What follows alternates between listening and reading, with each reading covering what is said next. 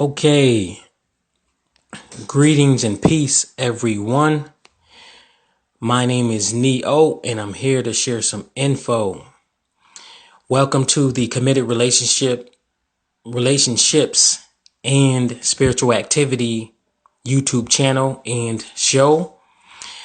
And I have some new info that I want to share with you all. Let me give you some background of me. I am what is called a relationship anatomist and also a relationship consultant. And what I do is I study, examine, and investigate relationships in general, human relationships in general.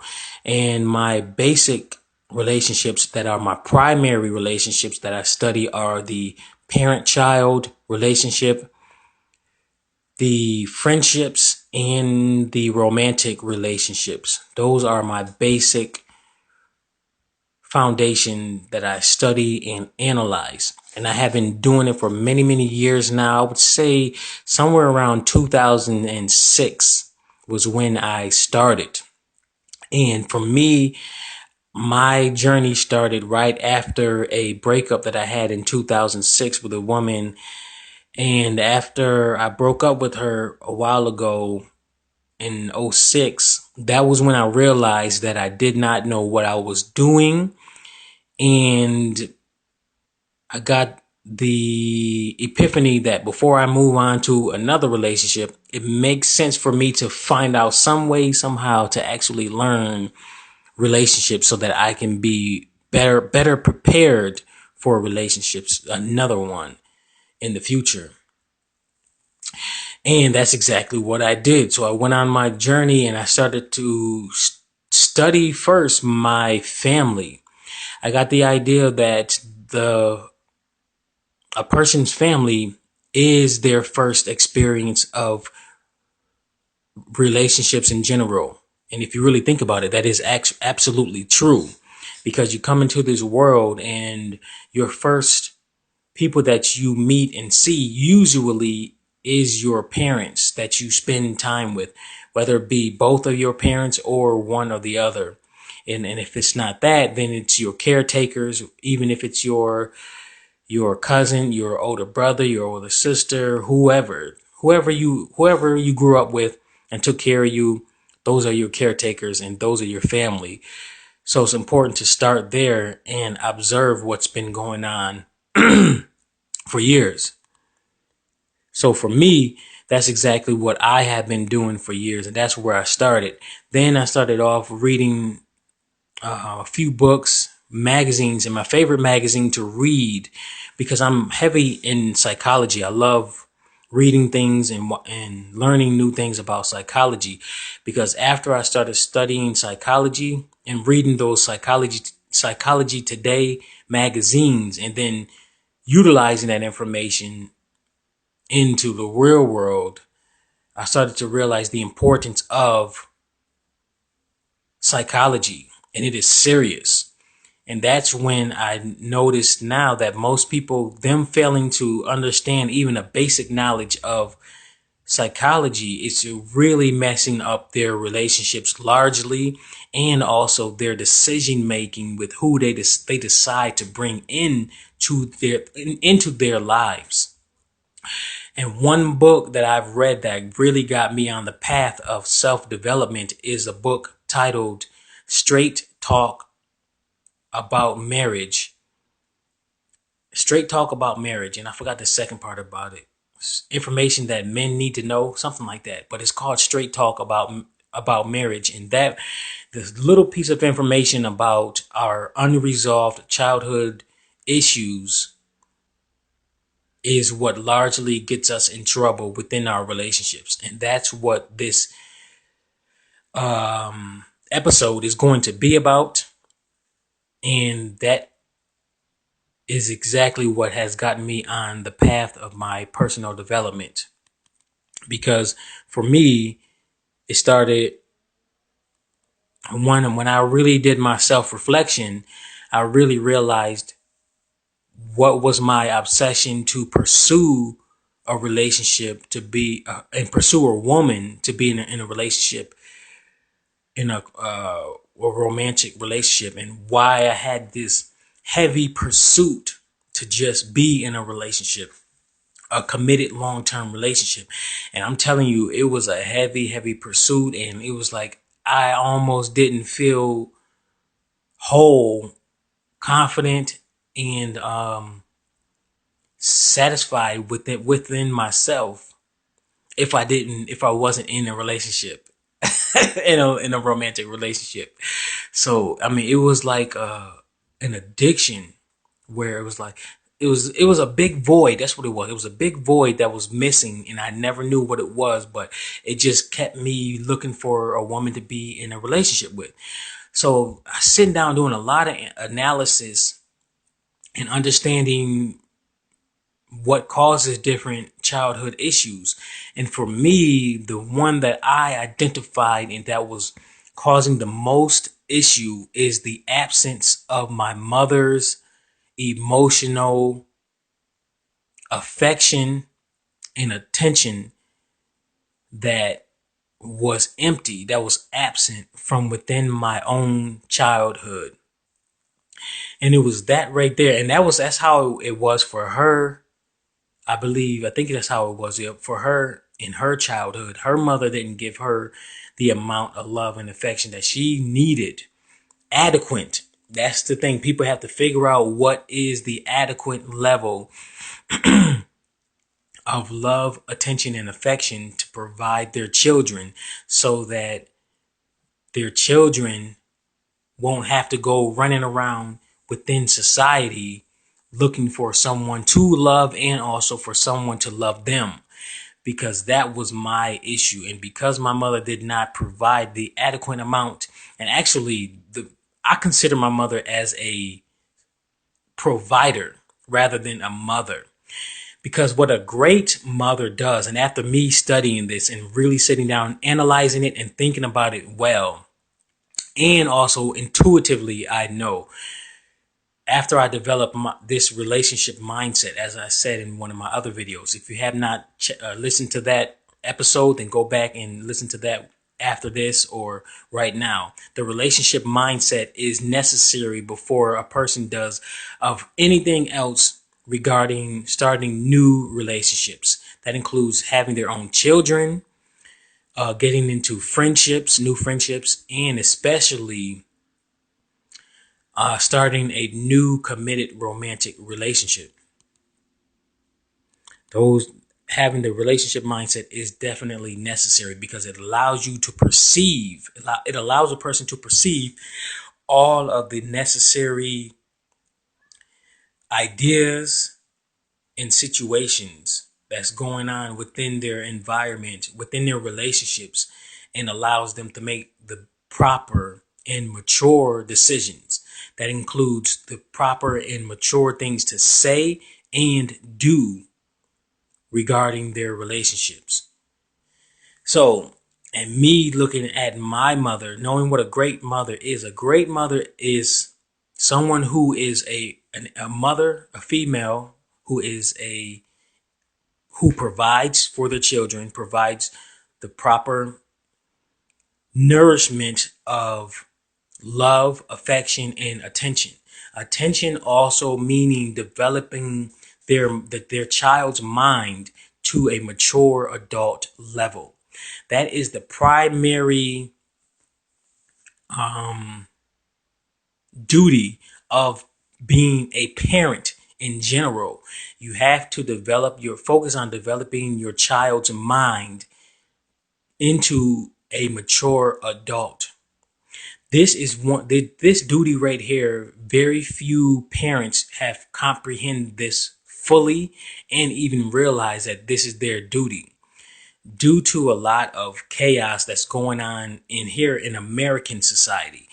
What I speak about regarding my own research is come from me studying here in America and studying the American society and American people. So other countries might be totally different from here, but here in America, this is called the American experiment. This is where a lot of experiments go down in a variety of ways, with the media, with foods, everything. It's a zoo here. It is a complete zoo here in America, and it's a laboratory where experiments go on in so many ways, and people don't realize it. And a lot of people, and very few people, actually psychologically, emotionally, and physically recover and get rehabilitated from these experiments that's been going on for years. And then after it's a successful experiment of whatever it is, whether it be from the media, it could be the chemtrails, it could be the foods, whatever, then it'll continue on. Then it won't be an experiment. It'll just become a norm, a social norm. And social norms are everywhere. And just because something is a social norm does not mean that it is natural and is part of the natural order of the planet, spirituality, and human nature. And that's what's been going on for years. This American society has been tampering with human nature and making people get outside of their nature. Like now you have this new thing called I forgot what's the name of it, but I just saw it on the news about marrying yourself. I tell you, this is why I tell people that you have to really, really work on your personal development now and become strong within yourself so that you become like an anchor. You're anchored down within yourself so that you don't just get swifted within this world and go along with anything. Because marrying yourself, that just sounds so stupid. And literally, this lady was on TV and she had her own marriage and she was the only one there being married, marrying herself. This America is really, really ridiculous. And if anybody asks me if it's a good idea for them to move here in America and to live here permanently, I would tell them that before you do that, make sure you absolutely know what has been going on for years here in America, what is currently going on with the people, with the overall society. As far as the media, you got the foods, the fucked up foods. You got the fucked up people who's fucked up psychologically. There is a lot that people have to consider. And this is the land of the ego enhancement. That's what I call it. Land of the ego enhancement. Its primary goal here in America, this American society, is to consistently enhance people's ego. And that ego, once it gets inflated, it sabotages a person's true consciousness, and it makes the person think that that ego is them. And then it causes them to do so many outrageous things based off of their own greed, their selfishness, self satisfying need to do different things. So that's why you get a lot of people who can't exist successfully within relationships, because they are ego driven by their own ego. They're unconscious. And that's why one time I was sitting down by myself and I realized that most people here in America, and this might sound really, really crazy, but most people here in America, due to them being ego driven and also due to there being a lot of clones, there's human cloning that has been going on for years, and a lot of people have not realized this, so you got to go study this. But there's a lot of clones here in America, and there's very few of us actual souls that are on this planet, especially here in America, because a lot of the real original people have been killed, exterminated. Because when you make a clone, you can control it, and that's what the influencers of American society want. They want to control the masses. and they want them to be like drones, and that's how a lot of people are, and a lot of people are zombies in here. And that's one of the top reasons why I decide to be by myself the majority of the time, and I don't like being around most people after I see what's going on and what's going on with people's minds, and they're zombies. And the parents have a lot to do with the child's psychological instability and their chaos. And this is one thing that, after me studying parents, this is one thing that a lot of parents do not want to take accountability for, and that's their ego. The ego also involves self-denial of an individual. This is what I mean by it hijacks a person's consciousness. Whenever a person, a person in general should take accountability for something that, something that they did inappropriately and incorrect. A mature person would just take the accountability for it, right? They would say, okay, well, yeah, I'm sorry. I messed up here. So I'll figure out what I did wrong, and then I'll resolve it so I can make it better. However, for an individual who is ego driven and completely oblivious of their ego, they would say, oh no, it wasn't me. I didn't do it because such and such did this, and this, and he was there, he was that, he did this, he did that. It's always they did this, they did this. And they're always pointing the finger at everything and everyone else. They are what I called professional excuse makers.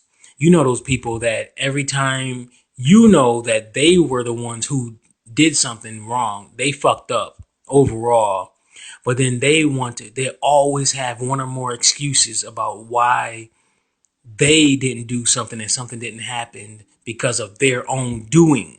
It's always something or someone else. And my mother in my life is the number one individual who I studied a lot and realized it. And I learned this by examining and investigating her, asking her questions, and trying to improve our relationship. But once I realized that she has that self-denial, and that self-denial is not going anywhere, that thing is installed in her mind, and she is not going to be removed until she really, really realized what's going on. After that, that's when I said, all right, fuck it. No more discussing with her about personal development, and talking to her about improving herself, and the things that she did to us when we were younger and the things that she didn't do. I was like, that's it. She's not going to take accountability for anything else regarding herself in her own mind. So just leave her alone primarily. And that's exactly what I do. Just leave her alone, because she done fucked up way too much stuff in our lives, in my life too. So I was like, it's not going to stop unless I actually leave her alone, or she takes accountability for herself, her own personal development. So that's what a lot of parents do. So when you point out to them the variety of things that they did inappropriately that they can fix, and some parents still can actually fix some things within their relationships with their children, that's when the ego comes in and it blocks out their higher consciousness, and it doesn't allow them to do self-reflection and self-analysis to realize, like, oh, okay, yeah, that's true. I didn't really hug her and kiss her that much when she was younger. And I didn't really teach her a lot of things about life, about how to communicate, about how to exist within relationships successfully. Or I didn't teach them how to spend money well and how to save money. I didn't do this. And after me studying what a parent really has to do by time a child is 14, because the age of 14, a child is supposed to be thinking like an adult, at least on a basic level. But here in America, American society does not teach parents that. It teaches parents to delay a child's maturity. And that's why there's a lot of people who do not mature until they get out and away from their parents. And then they have to learn on their own, like, oh, shoot, okay, so I got to do this, and this, and this, and this. And then they don't end up maturing until like 25 or later in life. And for me, my maturity process started at the age of 23 when I moved out of my mother's house and primarily out of her life. So that's when I really matured, because a lot of parents don't realize that they have to mature first before having their own children. And my mother, she had us very young. She got married young. She did everything prematurely, and she was driven by her own ego also. So that's why I don't blame her for everything. Now that I'm out on my own and have my own mind, I take responsibility for my own personal development. However, I've learned from her life experience and looking at her and my father how it's important to mature first and avoid marriage young. And I tell people, don't do that marriage young. Don't even do it within your teenage years, in your early 20s, because in your teenage years, you're supposed to be focusing on personal development. You're developing still. Your brain is still developing. That's the reason why I stuck living with my mother within my early 20s, because my higher spiritual self said that and taught me about the importance of my brain developing, because your brain has to develop and develop into a solid, mature foundation, so that by the time you get out on your own, you can think maturely and take actions maturely within life. And me doing that, and also considering taking accountability for my personal development work, I see the difference between me waiting it out versus my other family members in general who left at a very early age and prematurely just because they thought that they were an adult. However, they did not internalize maturity, because the American society teaches people that having your own money, having your own place to live, and having your own clothing and able to overall support yourself, that is considered an adult. A lot of people who have not internalized maturity, they fall for the okie doke. They think that that's an adult. So for me, I don't care what a person's age is. I don't care. They got a Bentley, they have a Mercedes, they are a CEO of a company, they have $1 million, and they have a wife or a husband and a family. My goal is to let me analyze and do a psychological diagnostic test to see if this individual has internalized maturity, because psychological maturity equals adulthood, a mature adult. This is what most people fail to realize here in America. Once you get that maturity is supposed to be your psychological foundation, and then you build on top of that. A lot of people don't have that. Well, most people don't have that foundation, that psychological maturity foundation. And then they try to run out, go have a business, go get into a relationship, go get a job. And this is a lot of people here in America keep pointing people out to go get a job, but they haven't really realized, like, wait a minute, did this person even mature? Let me see if they did their personal development work first before they move off and do all of these things. Then they tell them go to school, which school does help to a certain extent, but it does not help with the person's individual mind, their mindset, teaching them their ego, teaching them what maturity is, teaching them what emotions are.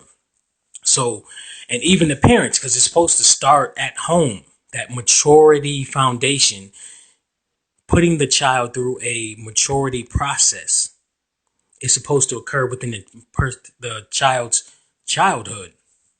However, this does not occur often here in America.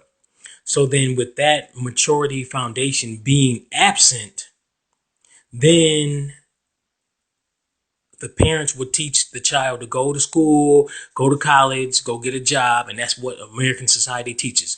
It's the same old propaganda, and it does not teach people what maturity is and to the importance of it, internalizing it, making it a foundation, a psychological foundation. Then you build on top of it. Then you're able to go off and do all these other things. And then life will be much more easier because you can make mature, wise decisions. But because most people don't do that, and most parents don't teach their children what maturity is, because most parents don't, they haven't internalized maturity. So then the child has to go through a lot of fuck ups to come to their senses. And there's still a lot of people that's in their 50s and 60s who still haven't come to their senses and realize that they have to focus on their personal development work, go through some sort of maturity process that helps them to develop the psychological mature foundation before they can move forward with a lot of things. And so oftentimes than not, because most people don't know, they fail to obtain the parenting knowledge. More oftentimes than not, there's a lot of things that parents miss that they need to do. And then the parents putting the child through a lot of trauma. And this is what happens a lot in a lot of families is they put their child through trauma, whether it be intentionally or unintentionally. And because most parents are ego driven and they still have their unresolved psychological issues, those sabotage their relationships with their child. An example is my mother and my father. My father has a high anger problem. When we were younger, he would get angry at a little stuff that all he had to do was just teach us something that we said or did as a child would tick him off, and then he would get angry at us. He'll yell at us or he'll hit us. That's part of trauma. That can be trauma to a child, and that could really fuck them up later on in life. And that's something that I had to deal with, and I resolved it because when I realized in my 20s, there was a guy who reminded me of my father. It was a barber that I used to go to, and we had a small little, it really wasn't no argument, but it was just a discussion, and that discussion reminded me of my father, and it felt like my father back like from years ago in my childhood. So that didn't make me feel right. And in that moment, I got scared because it brought me back to that. And then months later, after that, I sat down with myself. And this happened like maybe 3 or 4 years ago, five, something like that. And I did my self-reflection and self-analysis sitting down by myself. And I realized that, oh, shoot, that was me walking out like that and not finishing the conversation. That was a unresolved childhood issue from my childhood. And he reminded me of my father, and I was nervous and scared. So I walked out. So I was like, oh, shoot. Okay. So now I know to focus on that. And how did I resolve it? I don't know. Well, when it comes to our unresolved issues, we have to first identify it. That's the very, very first thing. You have to identify it first. Once you identify it, then it no longer takes a hold of you as it did before you recognized it. Because a lot of these unresolved childhood issues, they pop up and they sabotage our relationships unconsciously. So we're unaware of it. And once you become conscious of it, you can make better decisions by stopping a certain action, because your ego will get affected and it will make you do and or say something negative or make you feel sad or depressed in some sort of way. That's when you have to stop and question, like, okay, wait a minute, is this a psychological unresolved issue? Should I really be angry or sad at this moment? Does it really make sense? What would be the best thing to do that will better this situation rather than make it worse. That's when you become conscious within your life, when you make conscious decisions rather than being ego driven. Ego driven makes a person respond on impulse without making a moment, taking a moment to stop and reflect on the moment and analyze it before they actually respond to an individual. And that's if a response is even necessary. I can give you an example. Due to me doing my personal development work and learning how my ego works, let me give you an example of what happened probably last year or 2 years ago with me and my mother. Back in, I think, 2005 or whenever the first white Xbox 360 came out, I was working at a job where I was getting paid $12 an hour. It was my best job ever, and I was making some good money. And I bought my first Xbox 360, and I bought it on my own. And it was the first Xbox 360, first generation, and I kept that thing for years. It had the red ring of death maybe 2 or 3 times, but somehow, some way, I would just tap it just a little bit, turn it off, but unplug the back and then plug it back in, turn it on, and it would work. So I was able to keep that for a very, very long time. And however, it was one time I've packed up my Xbox and I put it into my closet, into my mother's closet, because I used to leave it at her house, and I would play it at her house because the grandkids would come over, and my nieces and nephews, that is, would come over, and I would play with them. So it was one day, my mother, she thought that I did something and took something from her in her room. And her being undeveloped and immature, she didn't sit down and analyze to herself first, like, wait a minute, why would I think that he took it out of all people? Because, yeah, and she can just look at my track record versus me and any of our family members and just look at the track record and see how I was the one who gave her the very least issues. And even including the only one who never hit her. I might have gotten into an argument with her, but I knew deep down inside, you don't hit your mother. I don't care how angry you are, don't hit your mother. And there were a variety of individuals, of course I won't say their name, that hit my mother in heated conversations and heated arguments. They did the hitting, and I would just sit there and just watch all of this going on, and I'm internalizing it, and now I can reflect on it and utilize it as information for my relationship studies. So what she did was she asked me, my mother, she asked me, did I take the item from her room? And I said no. And if she would really analyze it and she had good memory and good analytical skills, abilities, and she was psychologically stable, she would realize that, okay, wait a minute. Number one, he was with me when we were moving. And the only individuals that were home were A, B, and C. So why the hell would I think that he was the one that stole it? So out of her silly little anger from her stupid ego, being ego driven, she literally took my Xbox and she sold it on Craigslist without my permission, without my authority. And then she didn't even text me or call me and said, look, I sold your Xbox. I had to find this out probably like 2 or 3 months later when I was getting ready to play my Xbox 360. I went into the closet and it was absent. It was not there. Then I walked to her and I said, what happened to my Xbox? And she said, I sold it. She was like, I sold it. And I was like, what? And I was so heated, and I wanted to burst out in anger and yell at her and just, oh my God, that was the most anger I felt in so long.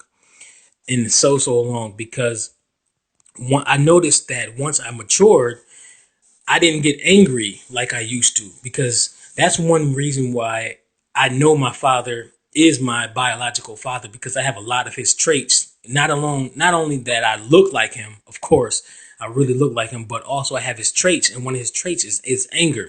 That's how a lot of us in our family have. We get really angry very fast. We got temper problems, whatever you call those, anger problems. So for me, once I matured, the anger just stopped. It just went away. So it's like now I can just control myself. But that time right there, I had to sit down and breathe like um like Ed Norton in the Incredible Hulk movie. I had to sit down. I was like, okay, nope. I'm not gonna get angry at her. It's not the mature thing to do. I'm not gonna yell at her. I'm not gonna hit her. Just take a deep breath, relax. It took me like maybe 15 to 20 minutes, maybe like a half an hour, to calm myself down. And all she would say is, I'm sorry. She just said it one time, and she didn't really seem like she was remorseful. When I look back on it, every now and then, I really don't feel that she was remorseful. And if she was remorseful, she would have bought me either a new Xbox of some sort, whether it be a new Xbox 360 or even an Xbox One, or she could have bought me a laptop. She could have bought me a tablet. But instead what she did is she would buy everybody else all of these things. And I sat down and thought about it. I was like, okay, look, she bought all of my nieces and nephews a tablet, at least one or more tablets. She bought her friend a new laptop. She bought my oldest sister a new Toshiba laptop. So I'm like, what the fuck? Look at this. She sold my Xbox. Oh my! I was like, yo, this is ridiculous. But again, I realized that she still has unresolved childhood issues with her father. And then she has unresolved issues with my father with their breakup. And she never resolved that within herself. She never had any kind of therapy. And then with that, on top of me looking almost identical to my father, I sat down and realized like, oh shit. So all of her unresolved issues that she has with men, she throws that and guides it towards me. Whether I did something or didn't do anything wrong within the situation, it was just her perception of me doing something wrong and her unresolved issues she has with men. And then I know she has unresolved issues with men because she doesn't even think about dating again at all. And that's how a lot of women get when they go through one experience with a man from a marriage that they was with for a long time. After that breakup, that divorce, they don't date and do anything later on in life at all. They just settle for being single rather than actually doing personal development work to figure out what they did wrong and what they need to resolve within themselves. So they rather be bitter at men for the rest of their life and just be single, independent women. And that's exactly how the American society has been built for years. And it consistently does this. That's exactly what they want. Once I realized this, I'm like, oh my God. So this is what's going on. So that's one thing that women have to consider before moving here to America. If you're outside of America, you got to consider that and really see what's going on regarding that so that you don't fall into that category, because there's a lot of bitter women here who have not recovered from their number one, childhood, and number two, their past relationships with men. So they're going to consistently be bitter for the rest of their life until they resolve it. And that's where the personal development comes into play. And that's why I did this recording titled Unresolved Childhood Issues, because that's where a lot of people's issues within their relationships, their unresolved childhood issues sabotages their relationships often. And I've seen it throughout my own family members up close and personal. And I'm like, yo, so this is what's going on. And I've just been focusing on myself for a long time to resolve any, to first number one, identify, then resolve any of my childhood issues. And like I said earlier in this episode, one of my major ones was the lack of love and affection that I received from my mother and father. But the thing, and then my mother, one thing she would try to do too is, because I didn't have a father figure, a strong, consistent one, because my father officially left at 16. And I already knew that he wasn't coming back, because the spirit, higher self, came through and told me that he wasn't coming back when I was at 16, sitting down by myself. So it said, look, don't get angry. Don't cry. You have to figure out how to be a man yourself. Right there at 16, that's when I started to focus on being a man myself. And even though my mother would try to bring in other guys from the Jehovah's Witness congregation that we were in to help bring me under their wing, they would only be there for like maybe a month or two, maybe three max. And then somehow, some way, they would just disappear. So I'm like, okay. And then I just kept learning things. And then to the point where when I moved out of her house, I just learned how to be a man. It took me like from the time that I moved out at 23, and then I learned my lesson after that relationship breakup. So I would say it took me maybe about 6 to 8 years to really learn what a man is. And then once I hit 30, bam, I'm like, okay, I'm solid within it. I got solid masculinity. I know what maturity is. I have matured, and I just keep on evolving, keep on evolving. So for me, not having a father in my life, that affected me to a certain extent. But once I realized that it was my responsibility to take responsibility for my own personal development in my own mind and my own ego, that's when I just started to evolve, and I kept going.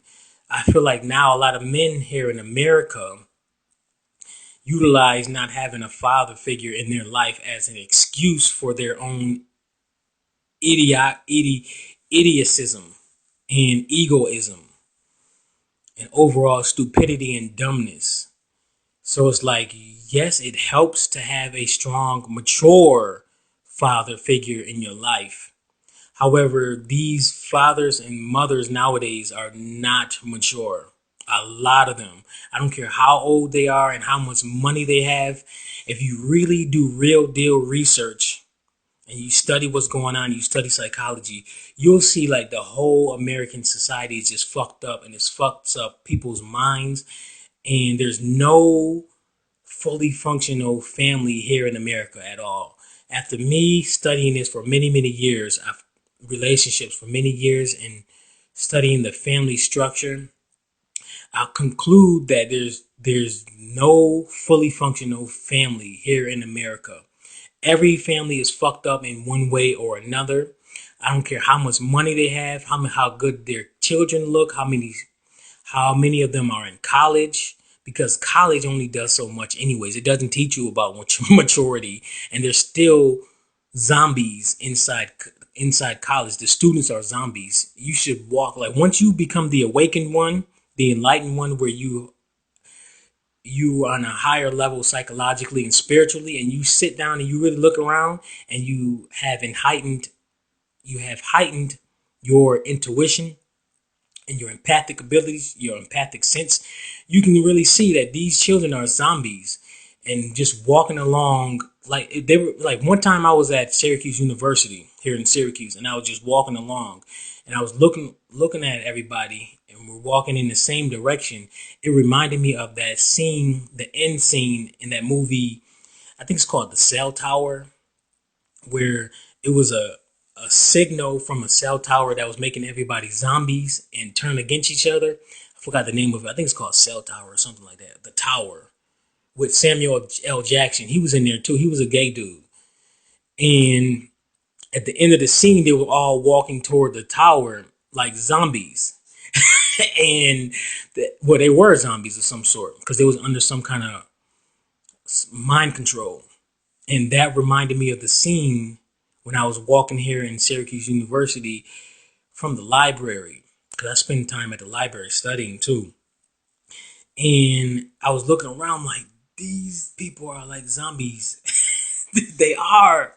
The way that they walk and their energy and their faces. It's like they have the hive-like mind, and I can tell which person has has reached higher consciousness, and who is in manual mode versus being on automatic.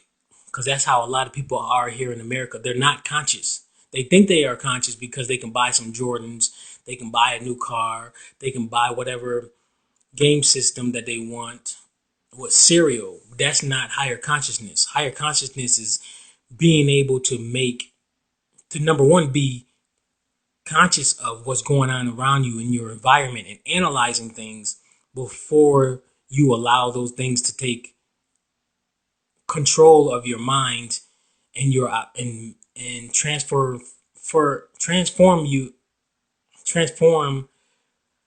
into an addiction to where you're obsessed with it. It's consciousness is also being conscious of your decision making. That includes the things that you're saying and doing that could either progress any given situation or degress the situation. It's being fully conscious and also spiritually conscious. There's a difference between intellectually conscious and having street consciousness and also being spiritually conscious. This it's a lot to this, and that's where that personal development comes into play, to where you really have yourself under control. And when you're dealing with relationships in general, it is important for an individual to learn how to control their own behavior, being conscious of their own self and controlling their own behavior. But a lot of people, they're ego driven. They're ego driven. That's why they're zombies. So I stick to myself until I meet conscious people who are somewhat intelligent, excuse me, or if not highly intelligent, and especially those spiritually conscious people that where we can speak about a lot of metaphysics and a lot of things that the average person of the masses does not want to deal with because they're psychologically programmed like drones to avoid higher spiritual consciousness in general. So that's why when you speak to certain people about higher spiritual consciousness or anything of higher consciousness other than popular culture, it's almost like they have a shutdown valve where you can say something, just like I said in one of my videos. I think it's called Family Trap. Yeah, the Family Trap, where you can be talking about LeBron. Oh, LeBron did this, LeBron did that. Yeah, blah, blah, blah, blah. You having a good old conversation. But when you switch the conversation and talk about something of higher nature than that, a higher consciousness, they shut down. Or they'll do what my mother does is she'll automatically switch to a different conversation, like out of nowhere. I can say something that's of higher knowledge, and then she'll just switch so quick, like within point one of a tenth second, and somehow, some way, I don't know how the hell she come out with this so fast, but she can do it. And that's the psychological programming that people are under, mind control, to keep them from spiritual consciousness and other higher consciousness. They can just switch the conversation. Just try it one day if you haven't seen it already. Come out with something that's of spiritual consciousness of some sort, and that's beyond popular culture or beyond talking about food and sneakers and stuff like that. Because if you keep it like that, keep it within the range of just popular culture, people, you can have a good conversation with the masses. But when you go beyond that, watch, they either shut down like a zombie, like somebody hit a shutdown button, and then they just and then they don't talk no more, or they'll just automatically switch to a different kind of conversation. And then you have some of them, they'll listen for a little bit, but just watch their face, and they'll start making them feel weird. And then some of them might actually get sick, because that's when it goes through, because the information to them, because they're on a lower chakra area, their consciousness, and you coming from a higher vibration, the information, it'll hit them and it'll come through as garbled, and it'll literally make them sick. I did that before unconsciously to a woman, and I was talking to her about something of higher consciousness it got into certain in higher consciousness, and then she started feeling sick to her stomach. I didn't know that it affects people that way, but it does. It can make them sick if they're around it a certain for a certain amount of time. Just like with me, when I'm watching something on TV at my sister's house that's of a lower nature, it doesn't make me. I don't feel right. So then that's why I either turn the channel or just turn the TV off completely because it's at a lower chakra vibration, and it makes me feel weird. It just doesn't feel right. So it makes a difference with what you speak about with the masses of people. So you got to be very, very conscious of this. But anyways, back to what I'm talking about. So that unresolved childhood issues, it really affects a person's relationships because those unresolved issues will pop up and they sabotages their relationships. And there's some people who have so many issues and or one major unresolved issue, childhood issue, that it doesn't allow them to allow their relationships to go successfully and smoothly without any disruptions. Because there's some people who are so psychologically programmed and it's so into their DNA because your thoughts literally affect your DNA.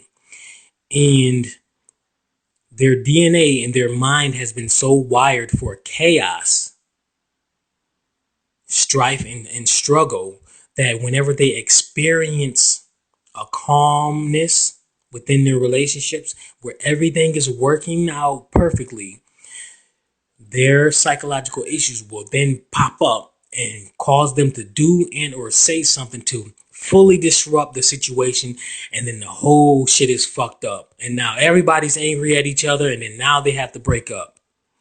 I have family members that are like that, and I was able to see this first person up close in personal this situation. So I know this by experience and also by studying this, examining it throughout different families, and also studying the mind and the DNA and how the mind can affect the DNA and cause people to behave in certain ways.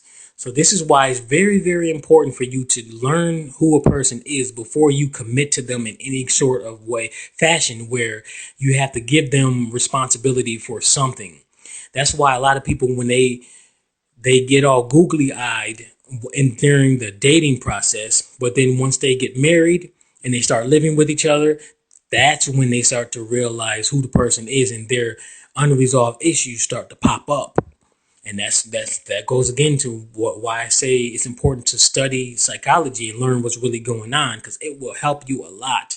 It helps me a lot, and now I'm able to bounce around and evade people's unresolved issues and still get along with them, but I'll only do it to a certain extent. So that's why I rarely try to seek out friendship with other people, because most people fail to do their personal development work because they're ego driven, and that damn ego will not allow a person to focus on personal development work until a person wakes up and realizes that they can control and bypass their own ego. That is the key. You have to learn to bypass your own ego, and then the true salvation will come into play, and then you'll be able to focus on your personal development work. So focus on removing that self-denial. Then you can do your self-reflection, self-analysis, and self-development, which means overall personal development work. Then you can start resolving your childhood issues. And if you want more information about that, you can go back to some of my older videos that discuss personal development, maturity, mind control, and a variety of other things. Put all that information together, and then you can hopefully get started on your personal development journey. Okay, that's it. That's a wrap. My name is Neo, and I have a new website. The old blog website will no longer be updated because I no longer can get into my account at the old one, the old blog. And I don't know. I think what's going on is they made some kind of switch to a new system, and that new system has been fucking up my access to it. So now I have a new website where I still have the old blog up, the committed relationships dot wordpress.com. That's WORDPRES.com. That's still up because I wrote a lot of relationship blog articles, and I want to leave that up for individuals to read them, the old ones. But anything new that I create will be at Committed Relationships Blog. That's BLOG dot wordpress.com. That's the new site. That's Committed Relationships Blog dot wordpress.com. So you can check that out.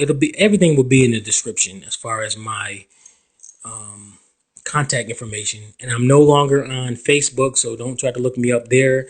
And my old Facebook links, that includes the Facebook group and also my own Facebook page. Those are all old, obsolete, so don't even try to go looking there. Just leave those alone. So for now, you can catch me on Google Plus to get updated with my relationship information, also for my relationship quotes and my new insights that I might just get on a fly, and then I'll go ahead and type it up and post it up on my Google Plus page. So the Google Plus, you have to have a Google account first and then go to the Google website, or if you have the Google Plus app, you can go ahead and check me out there. It's the same name as my YouTube channel here. That's that. If you got any more questions, you can send me an email, and the email will be in the description. Until next time.